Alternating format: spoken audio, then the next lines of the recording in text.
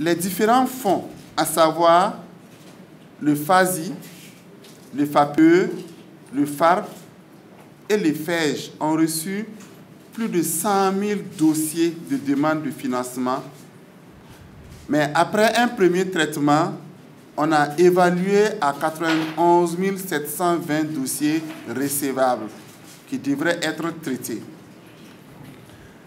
Alors, ces 91 720 dossiers, ils ont pu calculer un besoin de financement de plus de 78 milliards. À l'issue de ce travail, les analystes sont rentrés, je vais dire, dans les laboratoires pour essayer de traiter ces demandes de financement. Alors, ils se sont basés sur un ensemble de critères. Je ne vais pas tout citer, mais je peux donner, par exemple, la cohérence du projet. Je peux citer également les projets à forte potentialité économique et de création d'emplois. La qualité des garanties également a été considérée. Le secteur d'activité, la rentabilité du projet.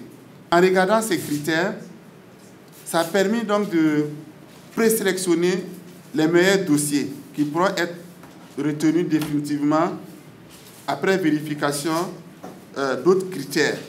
Parmi les 91 000 dossiers qui ont été jugés recevables, 13 471 micro-projets ont pu être présélectionnés. Alors, ces 13 471 micro-projets, si nous considérons le FEJ a pu retenir 3 426, le FARF 5 867, le FASI 2589 et le FAPE 1589 dossiers qui ont été présélectionnés. Alors, si nous regardons tout ça, on se rend compte que les micro-projets portés par les femmes représentent plus de 50%. Alors, après cette phase, il y a les modalités de mise en place du crédit, c'est-à-dire localiser le promoteur, signer les documents entre le bénéficiaire et les fonds, et ensuite on libère le chèque et on positionne. Et après ça, maintenant, nous avons d'autres activités.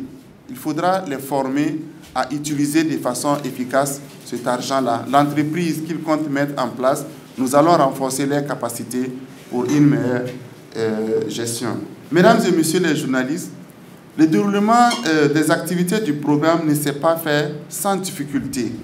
Alors, permettez-moi d'énumérer quelques difficultés.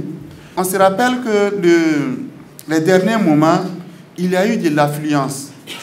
Et cette affluence n'a certainement pas permis à certains de déposer leurs dossiers dans les meilleures conditions.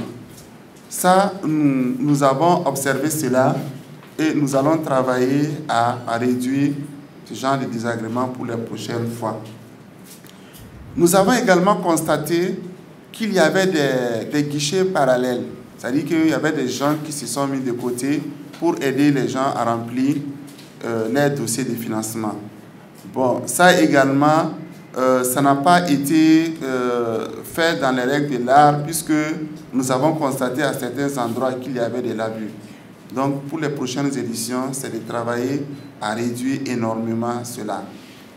Alors, il y avait également les ventes des fiches falsifiées. Je pense que les prochaines fois, nous allons tenir compte de cela. Concernant le FAPE, avec le système LMD, beaucoup de gens sont venus déposer des attestations. Or, parmi les critères, nous avons dit diplôme.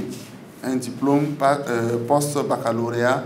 On pensait au BTS, au DUT, c'est-à-dire des diplômes, c'est-à-dire quelque chose qui permet à quelqu'un de travailler. Puisque nous parlons de chômage, alors un étudiant, quelqu'un qui n'a pas fini, bon, on ne peut pas le considérer ici comme étant une population cible.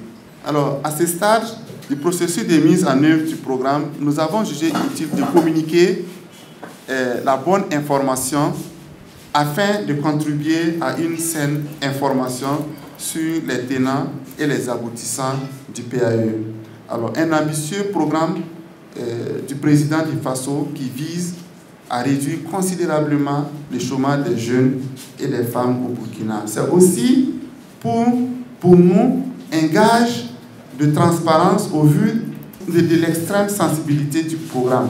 Nous allons en tout cas mettre tout en œuvre pour donner le maximum d'informations, pour montrer que les dossiers ont été gérés de façon transparente, de façon impartiale.